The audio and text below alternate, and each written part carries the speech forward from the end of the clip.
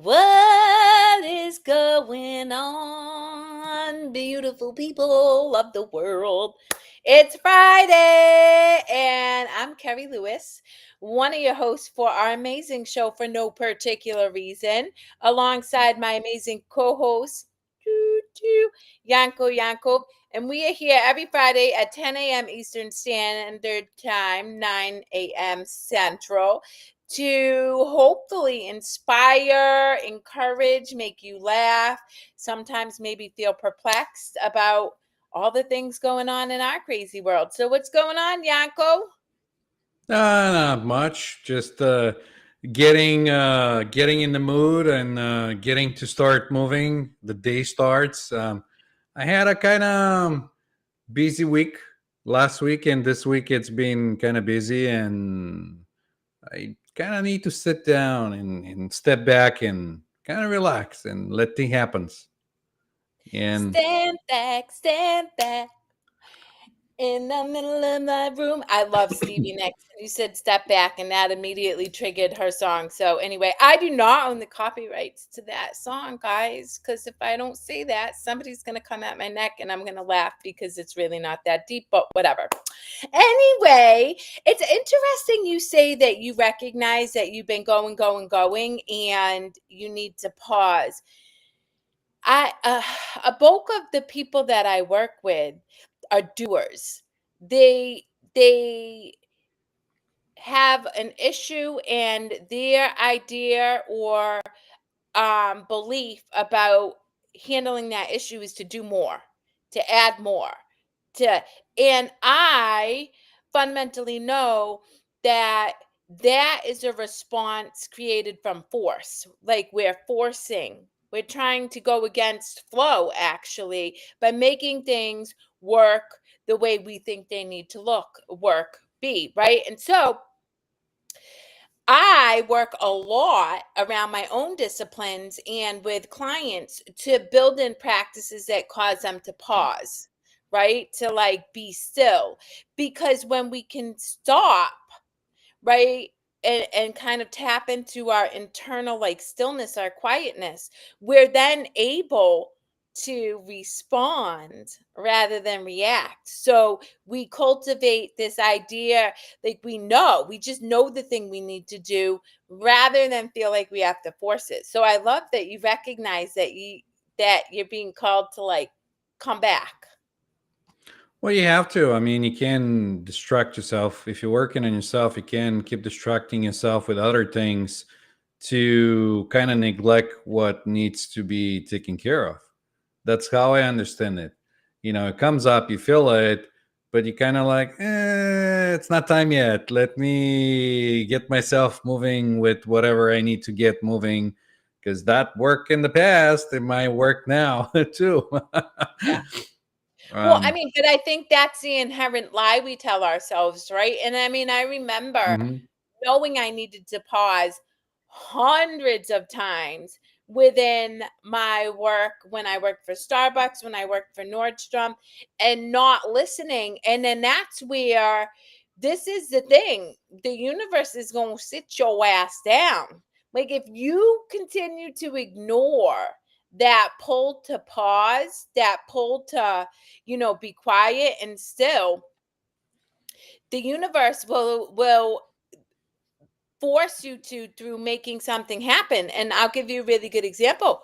Starbucks, right? I was going. I would not listen to the universe's call to pause. I was a stressed out mess. I was miserable. I wasn't present with my kids. Like it was a whole thing. And then I was in a major car accident. And so that's why I encourage people. I'm like, at the end of the day, you will be forced to pause, whether or not you know it. And then here's the other thing, when we're forced to pause, we create one of two narratives. One, we're aware enough to be like, oh, that's the universe. I didn't listen. Now I got to listen. I get it. Thank you.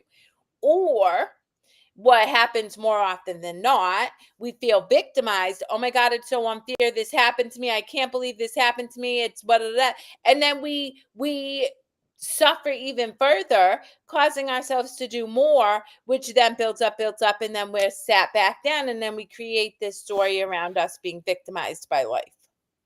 Well, the key is the story, and you said A it hundred correct. percent. Story, the story, it's the key because the stories are making us suffer more because we're creating those stories in our minds, and because we're making logical conclusion. Because of this might have happened, and instead of actually seeing what it is, we create those stories, and that's what happened. And then we have dukkha, we have suffering. But I think, it's interesting because I think I was just listening to scripture, and normally, like, I don't generally vibe. I don't align a ton with the Bible, but there's passages that I mess with, and I was listening to it, and I think that in order to experience the crown, you must bear the cross. Like, we're meant to suffer to help us grow further. We're meant to suffer from that story to recognize we're creating a story to then transcend the story. Yep. Well, I think, and this is my personal understanding, with working with people, taking people onto back, past life stories and things like that. If you believe in one of those, and because this has been going through millenniums and lifetimes, some people just don't like it because this has been put it in your psyche and the collective psyche and everyone. And not that something is wrong, we're just kind of have that at least I do, towards some things rather than other things. And I think that just comes in more from the deeper experience and deeper subconscious thing that we bring out with us. Give me an example. Well, an example, I'm taking a person to a past life. They're somewhere in, I don't know, 12th, 13th century, and they're begging. They don't have enough food to eat. And, here comes the church and says, well, you sinner, you have to give us money. So when you die, you go to heaven and all this other stuff. But they're struggling, they don't have enough, but their kids are dying, but here they go because they're looking for redemption, and they give all their money into the church and finally dying in poverty from starvation, and their kids may be doing the same thing. Does that answer your question? So how does that relate to now, though? Well, it's just something that comes up, and subconsciously people don't recognize it because it's deep in your psyche. If you Yeah. had one of those experiences, you might not recognize it, but you just not vibe with certain things. You just, some things just put you off, and you don't know why, because they're deeper in your psyche and they're not conscious until you Yeah. bring them to a conscious level, and then you're like, oh, I now I have an aha moment. Cool. Yeah. I love it.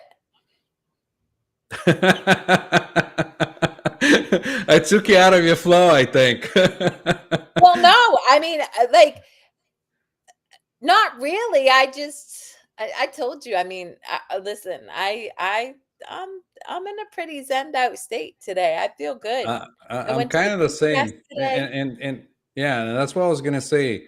Last week and this week, it's been kind of like go go go. Not sleeping enough, not sleeping good. Catching up, feeling like I need to nap, feeling like I need more time to myself. Just not doing anything, and to the rational mind with the storytelling and all that. It's like, oh, not okay, you can't, how can you just waste time instead of being productive and doing all those other things, taking, how dare taking time to yourself. And you're like, meh, just gonna not do it. Like what we talked about earlier. It's interesting because I still struggle with that narrative, like this idea of rest, like just doing. Even yesterday at the beach, right? This is the funniest thing. I'm laying up. It's like 5 o'clock. The wind's blowing on me. The sun has receded a little bit, and I'm watching the cloud patterns, and it was gorgeous. It was just this beautiful, tranquil experience. And I caught my mind saying, you got to start journaling. Right. And this is what I share with my clients. I'm like, that is the illusion, right? I'm at peace. And now my ego's like, you got to do something to get to Right? peace when I'm at Yeah. peace. And I'm like, this is the most hilarious thing in the world. So I just kept, but it was interesting to observe how often my ego kept coming in trying to get me Yeah. out of that state of relaxation to do something. Right. Yeah, I know. And I'm glad you're recognizing that. And the more you recognize it, the more you're like, no, I don't need to do that. I'm perfectly fine right now. Like you said, I'm just relaxed. Everything is fine. I'm safe. I'm in a blissful state. Why do I need to do anything? Yeah. Yep. A Yeah. 100%. And you just keep coming back to that, keep coming back to that, you know? And that's Yeah. why, one of my clients was working on a tool to stay in stillness, and they achieved that stillness, and then says to me, well, what do I need to do now? And I said, well, nothing. The whole point of using the tool was to know peace. You've achieved that. So why do you need to do anything else? But again, our thinking mind I know. struggles to comprehend that, I which know. is why I will give a huge shout out to Deepak Chopra and Dr. David R. Hawkins. And I'll tell you why, guys. They're two of my favorite thought leaders around this because they blend the logical mind with the spiritual. So for me, I come from parents of academia. They needed quantifiable data, right? There's evidence based information to prove the existence of an unseen force or to have these experiences within themselves. And so both Deepak Chopra and Dr. David R. Hawkins marries the two. And you said it to me yesterday, and I'm like, oh my God, that makes so much sense because I resonate with that type of thought leader. I resonate with the people who get it here in their heart, but also need to be able to speak to the ego about what they're experiencing here. It's a beautiful thing. I know, but it's okay. Like everyone has a different personality or different ego growing up, and some people are more into rational thinking. Other people are more into devotion, and there's different methods to work with that, and to get you to recognize that, and to Yeah. get you to that place where you're able to observe and you caught it when that thought arises like, oh, you need to be journaling now. You're like, no, I don't. Yeah. I'm But like, this is great. Oh, write about it. No, no, I can sit and write for hours tomorrow if I'm called to do so, but I'm chilling right now.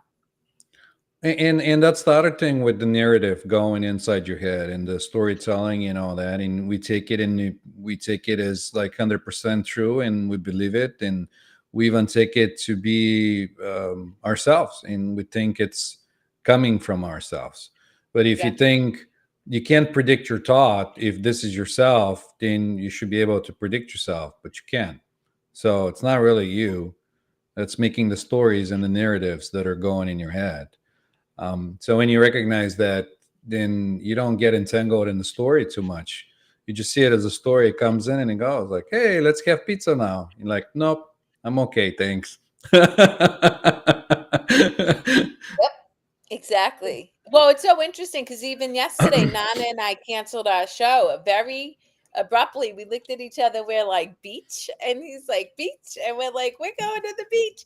And my ego was like, that's so unprofessional. You're building uh a base of people. And then I'm like, that is total bullshit. First off, our show is called The Bright Side Chronicles. So if we're not embodying living the bright side, then why are we doing the show in the first place? And I really, truly believe that. And secondly, what is professional? And it's so funny because I do have this conflict still within me, Yanko, because again, I was so conditioned from the time I was a little girl until my 30s that, you got to be professional. You got to look the part. You got to, have your hair done a certain way. Your tattoos can't show. You can't swear. You need to be early, and all these Yeah, serious, iterations. serious, serious language. You got to be Oh, serious serious too, language. because Even serious now, business is happening because yeah. it's professional. And so, You got to put yourself even aside from now, the amateurs. I catch myself all the time. It's like, oh, that's not professional. I'm like, well, who says that's professional, right? Who says? Although I will say, the reality is when you think about it, like, over the course of human history, we've created these constructs that the ego of almost everybody has subscribed to, right? So it's been like this collective story. Money being one, right? Money being valuable, your worth being wrapped up in money. Certain collectives, like based on what area of the world, region you lived in, certain cultural belief systems. So there are stronger beliefs because it is embedded not just within yourself, but within the collective as a whole. And so shedding that belief sometimes can feel harder because there's such a mass collective who hold tightly to that belief that, like, you have this like pull to be like the crab that gets sucked back into the belief. And that's where awareness comes in, because then I'm like, well, I don't have to subscribe to that unless I want to. And it never felt good to me when I was in that bull crap. So why am I going to continue to fall back into that belief that no longer serves me? But I'm glad that more and more people are recognizing that Yes. because, if I'm watching some people talk about it, they recognize that money it's something we as society agree upon that has value. Otherwise, he has nothing, no value. It's just Yeah. paper or whatever. So more and more people are getting to recognize that, and I think that's the right way to go because that ultimately will create the change that it's going to happen down the road where you recognize that all that it's just a play, with the money. People play with the economic. Countries do different things. Oh yeah, All that. I It's like gotta tell you, I love this whole tariff thing. I think it's hysterical. I'm like, talk about market manipulation, but it's just a game. And I people get know, so upset with me. They're I like, know. like, or I had somebody tell me, you really got to take your financial future seriously, blah, blah, blah. I'm like, no, I don't. Because if I know that to be at peace, I'm provided for at all times, I'm whole, healed, and abundant, then why do I have to take anything seriously? In fact, I think that it's a opposite. I think we're meant to laugh at the whole situation because it's all a comedy of errors at the end of the day. I do believe Shakespeare nailed it when he said that. To be or not to be. I know. This is so good though. But it links back to the storytelling narrative that goes inside. It's not just the story of like, oh, this happens and you're the victim, and it's kind of the same thing if you go back to that to be or not to be narrative. Um, it's kind of like that because you're like, do I need to be this or do I not be this or do I can I not be or Yeah.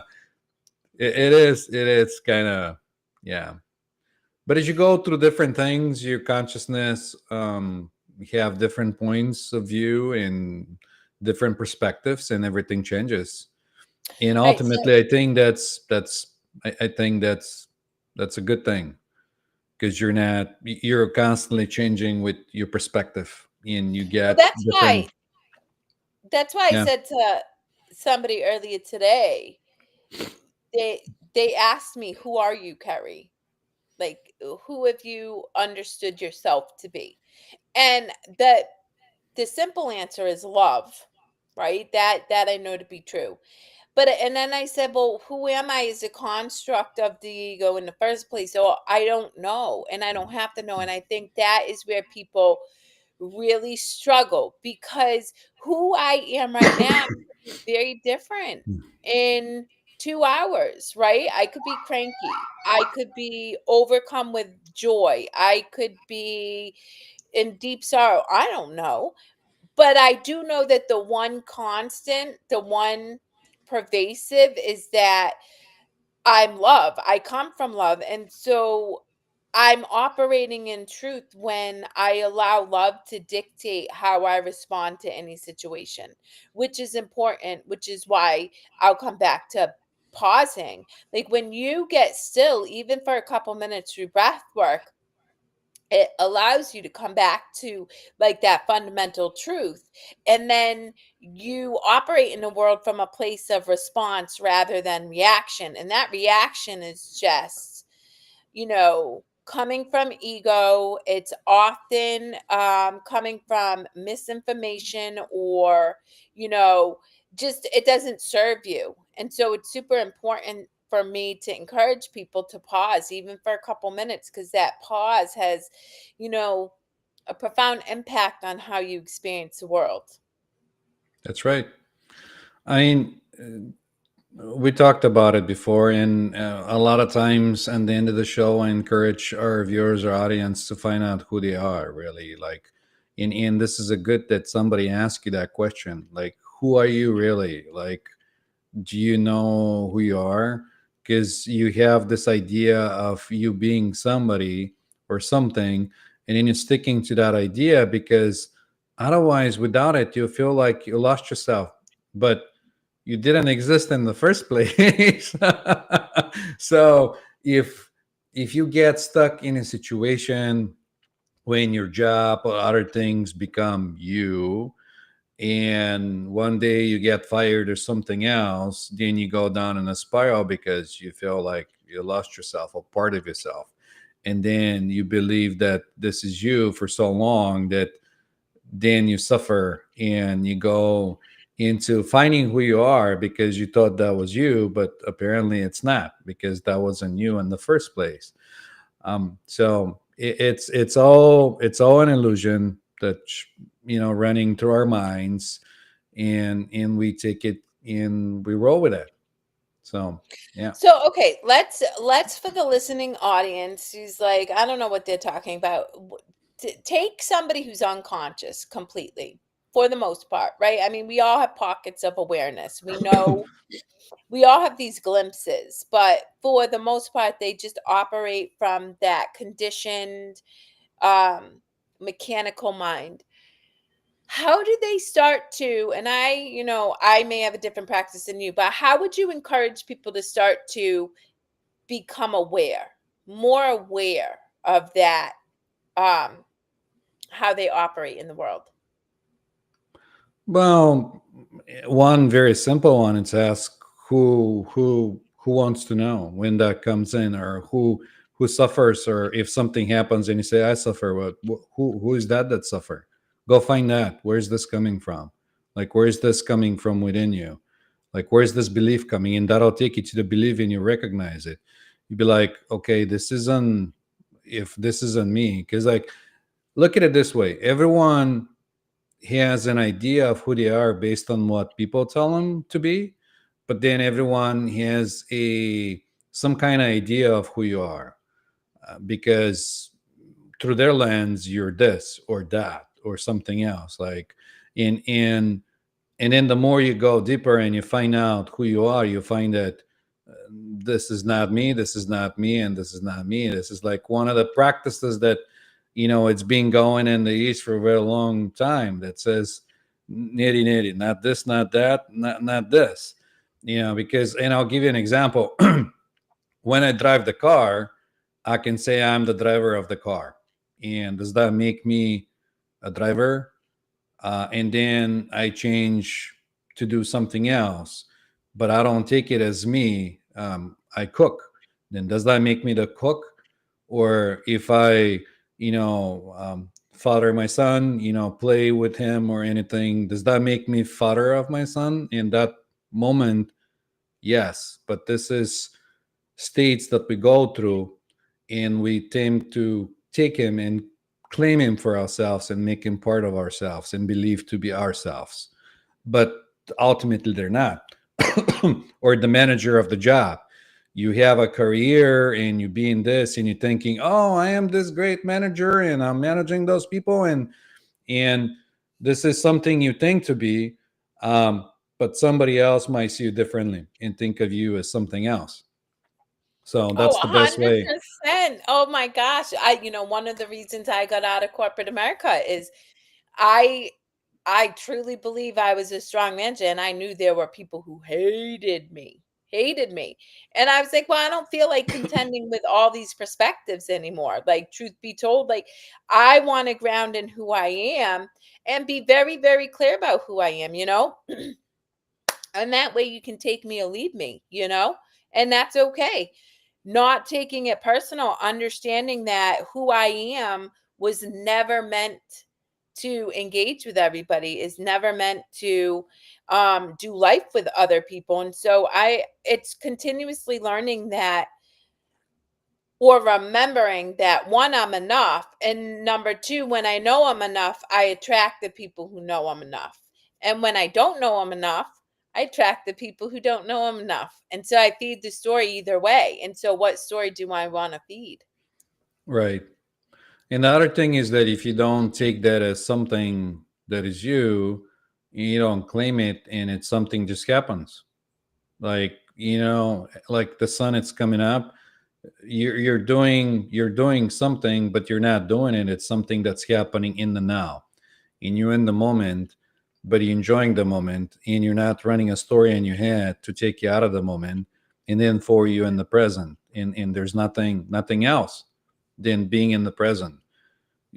There's no wrong or right. You're in the present. You're washing the dishes, and there's dishwashing going on, but you don't claim it. And you don't say, I wash the dishes, because it's part of the whole, and it's a process that it's happening, and you're just observing it. You're here now. True story. I hope that brings some clarity to somebody that's feeling confused about the whole thing. And please I would pitch in say, and give example if you like, if you think I haven't made it clear enough. well, you made it clear, but I feel like it still is too obscure for a person who's, entrenched in their ego. And so for me, the way I came to awareness is through observing my body, like through feeling the sensation in my hand, right? Bringing my mind's eye, my attention to my hand. And then I realized, wow, I'm aware of the tingling. I'm aware of the movement. I'm aware of the cool breeze that goes against my skin. That was how I started to separate from that conditioned mind, you know? And that's another reason why pausing and breath work can be really helpful, because as you breathe in deeply, you're calming your nervous system.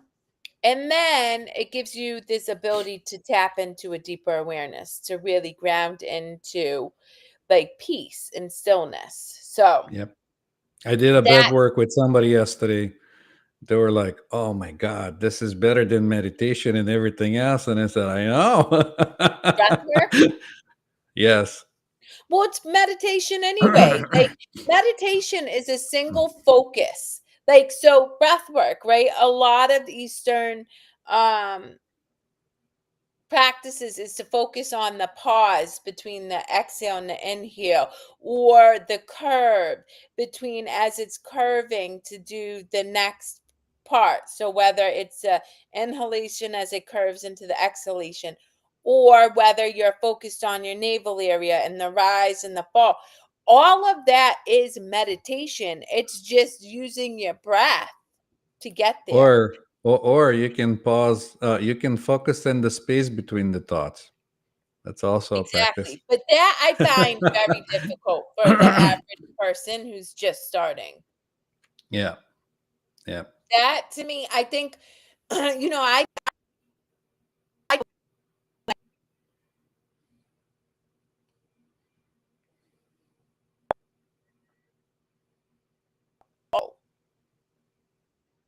it's lying to me, but Yeah, I know. You kind of zapped for a second, but keep going. I think the yeah, internet might have been.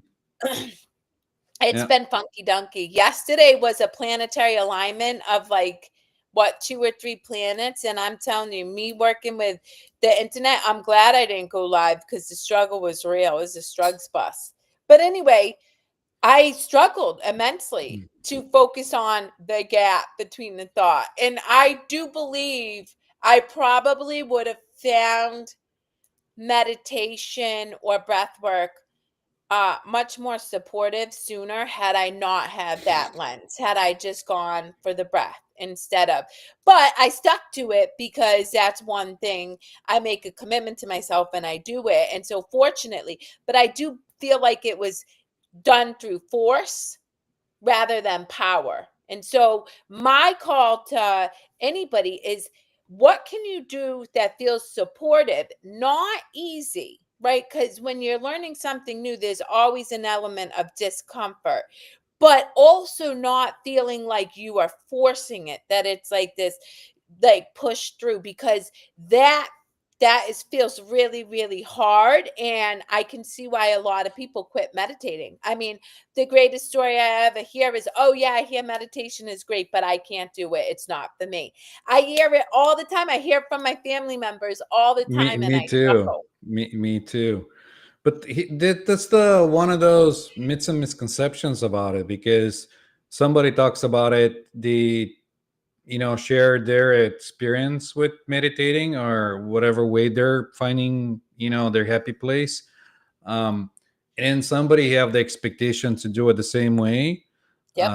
and this is where it comes from. So a lot of the times when they say, well, it's not for me, I don't know about it, and I'm like, well, tell me, what did you try? Like, maybe I can help you understand what are you expecting and what's not going right, or what's going wrong, or whatever you think it's discouraging you, or because with the thinking mind, with the storyteller, you have cause and effect. You're doing something in expecting an outcome, and that's not how it works. You're not, like, when you're meditating, you're not getting an outcome, and that's disappointing to the personality or to who you Oh think yeah, you I are. used to get really mad because so in the beginning, guys, this is like when I'm like, I had to be like 30, 32, right?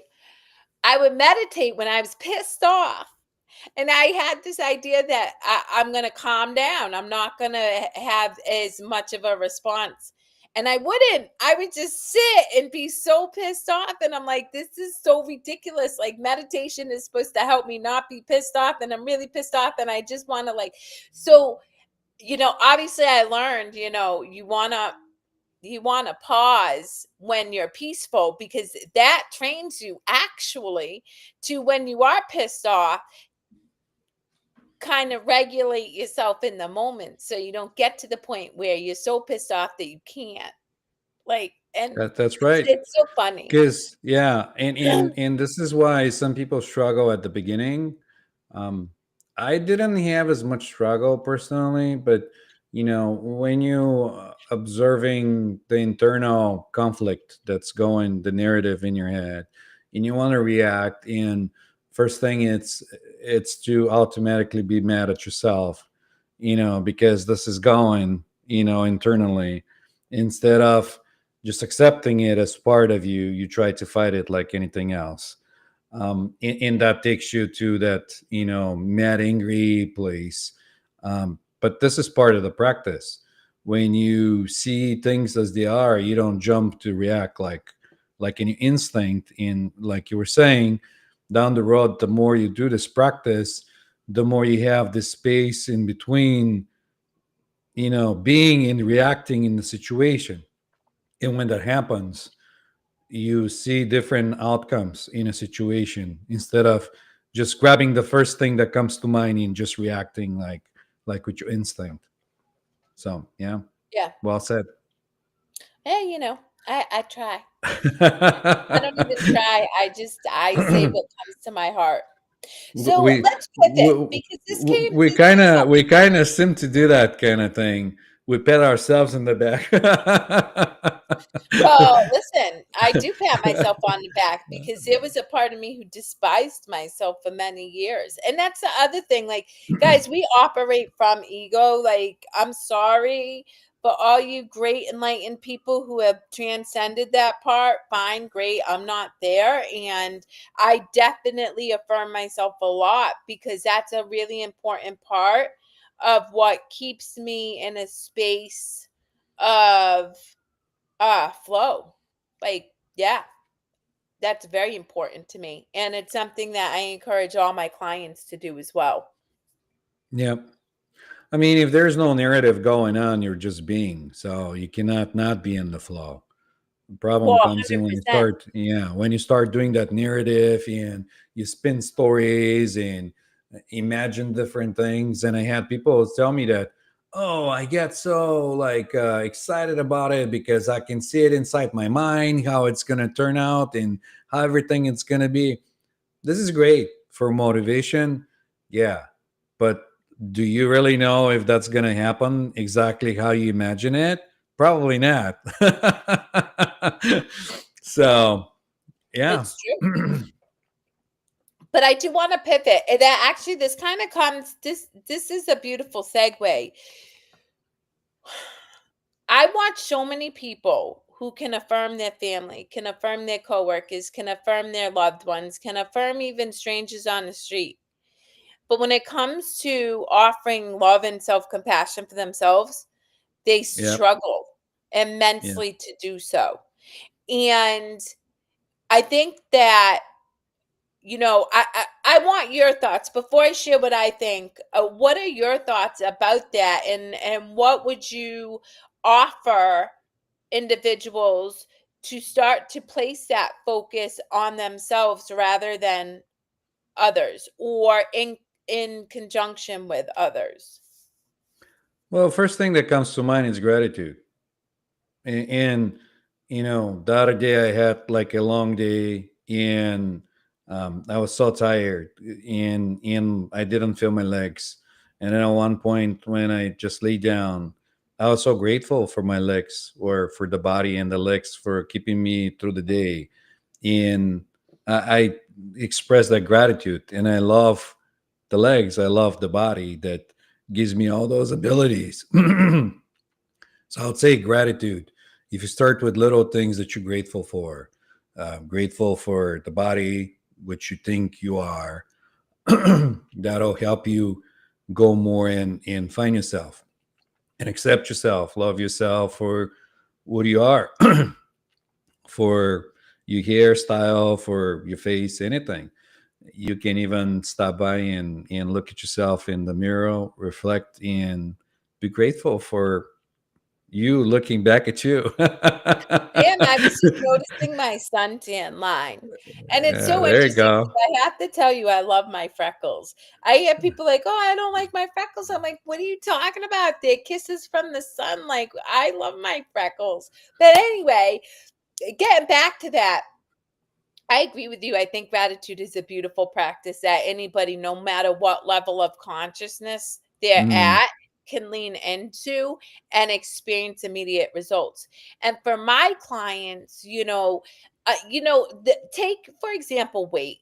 Particularly, and I don't know that it's a different narrative for men, but man, the pressure to look a certain way as a woman in this society is is just it is invasive and incessant and very, very toxic for a lot of people. And so, as a 45-year-old woman who's had a C section, who's had two kids, who didn't spend the first 30 years of working out, right? There's a lot of ways that I could tear myself down. Oh, my skin sags. I don't have the butt that the 20-year-old person has in the gym, whatever. And so, instead of focusing on this perceived expectation of what I need to look like in order to be beautiful, I focus on the things that I love, right? And I really lean into gratitude for my kind eyes, gratitude for my hair, gratitude for my feet because I love my feet, guys. I don't know why, but I have the prettiest cute feet. They're awesome. Um and so but I focus on the things that feel good, and that makes the things that, I would change based on what society expects me to look like, because that's like the collective idea in America, because it's different in each region of the world. Um, it makes Well, it feel, collective is different. The what's that? collective is different. The collective is different in those regions. Well, exactly. But Yeah. it makes me tap into what feels really good for me, and in that I'm peaceful, right? And so it is important to focus on the things you appreciate rather than the things you dislike, because that really causes this internal conflict and suffering, immense suffering. I mean, everything it's relevant. Like what's good to one person or bad looking or beautiful could be something else to somebody else. And Oh, you can see 100%. that through like art and, paintings and other things. And some people find something beautiful that other people say, I don't even know what this looks like, Um, so that's really like stories that we tell ourselves, mental 100%, gymnastics. Yanko, but that's what most people do, and so I want to, for our listening audience, give them tools to be able to focus on what feels really good, because that, again, this moment is the only moment we have. So if I'm allowing myself to feel good in this moment, I'm creating a future filled with positive moments, feeling good, feeling yummy. If I am tearing myself down in this moment, I am creating a future where I'm tearing myself down, Right. or I'm giving others, I'm attracting other people to tear me down. And that is where our responsibility lies to ourselves in this present moment, is what do I need to do to feel good in this moment? And give yourself permission to do that. That's why I am very passionate about cultivating joy, why Nana and I have the Bright Side Chronicles, because if I can get to a place where I'm in joy, I'm creating more moments of joy. But if I'm tearing myself down, I'm creating more moments of suffering. So another example, if an individual wants to lose weight, and for no other reason than they're unhealthy, right? The doctor said they have type 2 diabetes, high blood pressure, high cholesterol, they have trouble walking, right? And they start to focus on their weight. Oh wow, I'm fat, I'm gross, I'm lazy, which we see that them do. It's very hard to build a positive momentum to make change. However, if they focus on, oh wow, I really like the way my hair looks. That feels really, really good. I like that so much that it's making me have the energy to go for a 2-minute walk. Or I really love my heart. I love the fact that my heart is beating and helping me experience this life, right? You do that, and that creates a positive momentum, which then changes your external reality. So you're not focusing on what is wrong with you, you're focusing on the things that feel really good, and thus your spirit, your internal navigation system is going to seek more of that yummy feeling. And in that yummy feeling, you start to lose weight. But you're not going to do it by tearing yourself down. And then the same as like if you're comparing yourself to others based on looks, if you're comparing your success based on another individual's success. For me, right, my most recent struggle was my best friend got certified in hypnotherapy and neurolinguistics, and I am not certified. And so it was like up, and then I'm like, wait a minute, that is the story. So I focused on all the things that I offer people, all the things I've been doing. That created a positive energy, which caused me to be able to celebrate my best friend for the amazing work that she put forth to achieve this certification. And I didn't feel that ick anymore. That's what I want our listening audience to be able to take away from this show is, what small thing can you do to feel good right now? Because in that moment, that is your power. Right. That's a good start, though.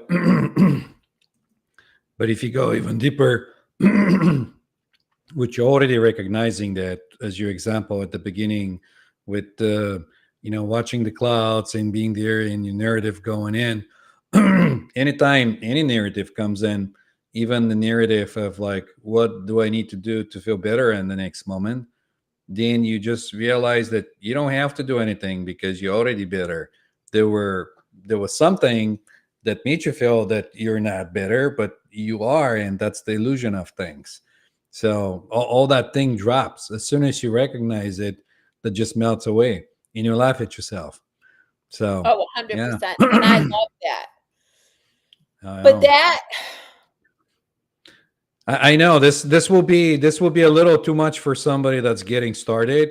Like I said, when you start recognizing and doing the little changes, because the journey starts with the first step. You gotta make the first step, and then every other step after that, it's easier and easier because you're already in the journey, you're already committed. Otherwise, it just looks like this far away, impossible thing to achieve in your mind. And it's just overwhelming. You're like, nah, I'm just going to look the other way, you yep, know? But I'm so glad you brought it up. So thank you. yeah. And again, for everybody, like, there's different levels. There's different, like, we all go through experiences. For many years, I found therapy to be very helpful until I didn't anymore, right? Like, You outgrowed it.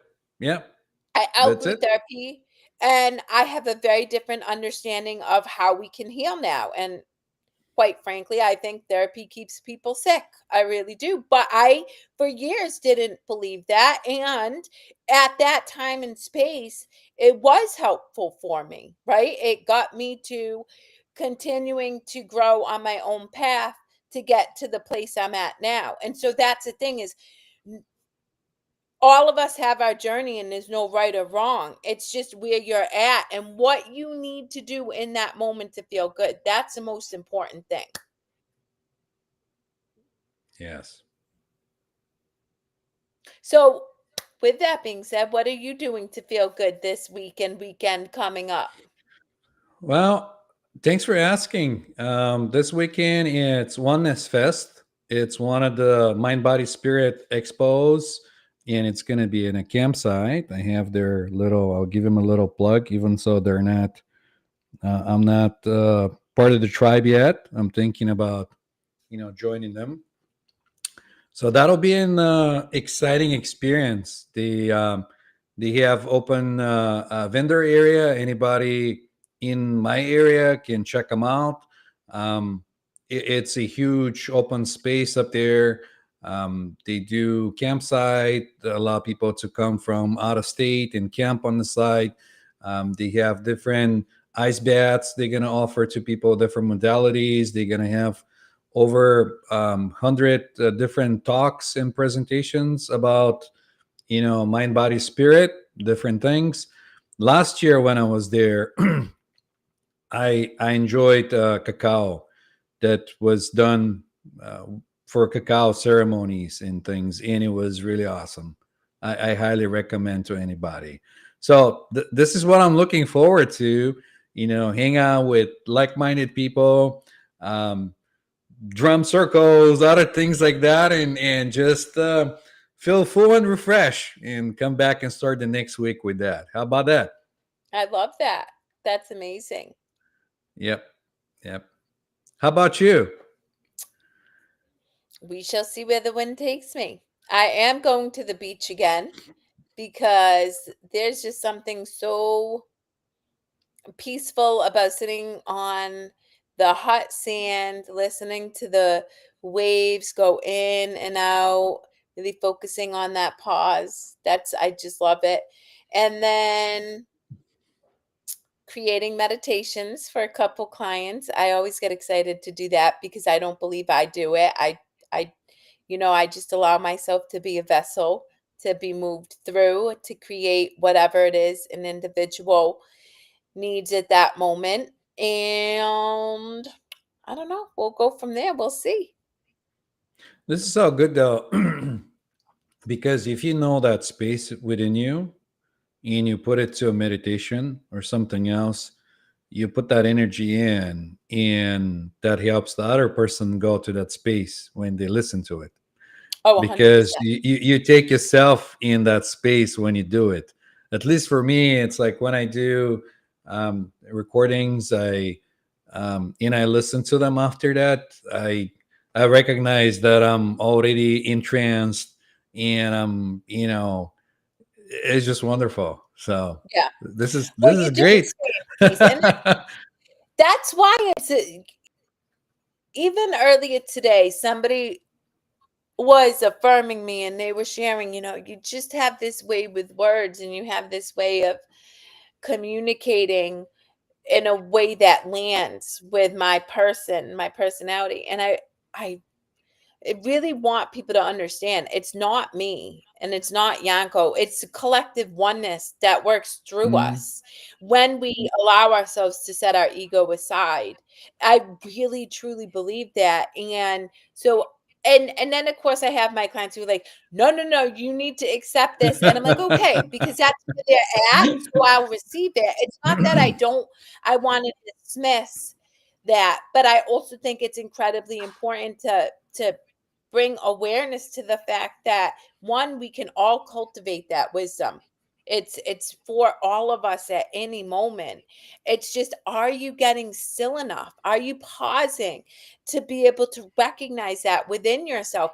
And then secondly, are you surrendering to it, right? Because that's the push pull. Like, we know what is gonna really nurture and support us, but it's contrary to the life that we've created or the um experience that we find ourselves stuck in. And so being able to just surrender to it and trust that what unfolds is going to be in the highest good of everybody. And when you do that, you are tapped into unlimited potential and creation with creation. Yeah, there is deeper knowing, deeper parts of yourself that start to recognize that. And sometimes you might listen to somebody else talk, and they might say something that makes no sense to the mind, but there is a deeper knowing that just know inside to be true, in understand it. So yeah.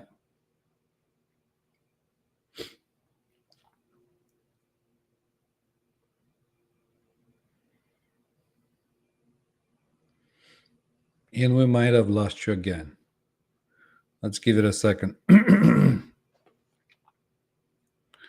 Just being channeled through me, I'm sharing to them, and it's insane. It's so funny.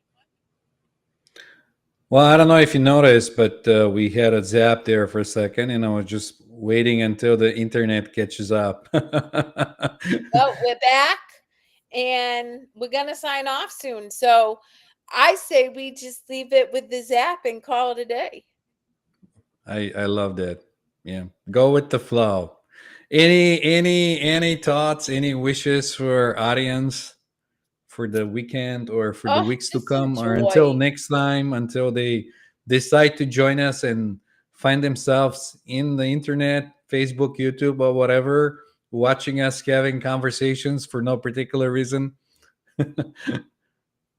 Just give yourself grace. Wherever you are, you're enough in this moment. And however you get there, find a way to give yourself compassion and bring yourself to joy. Mm, I love that. I was actually thinking about like giving yourself grace, in how we should do a whole topic about giving yourself grace, and how that works. What number is this? What number episode is this? 65? I don't know, 68 maybe. Let me see. Yeah, 68. Oh, We might whoop, have already done it though. I don't remember, but 69 is coming up. yes, yes, yes, yes. I do love me the number 69. Okay, Uh, anyway, I gotta go. okay, all I right. will talk to all of you on the flip side. And with that, I want to leave you with the same, find who you guys are. Have a wonderful weekend or weeks to come. And again, if you're close by, come, maybe see me at the Oneness Fest and come say hello. I'll be excited to talk with you and get to know you and have a conversation. Getting to know you, getting to know all Or should about I or you. should I Okay. say getting to know me because you're me and me is you. Yeah, yeah. All right. Bye, guys. Bye bye.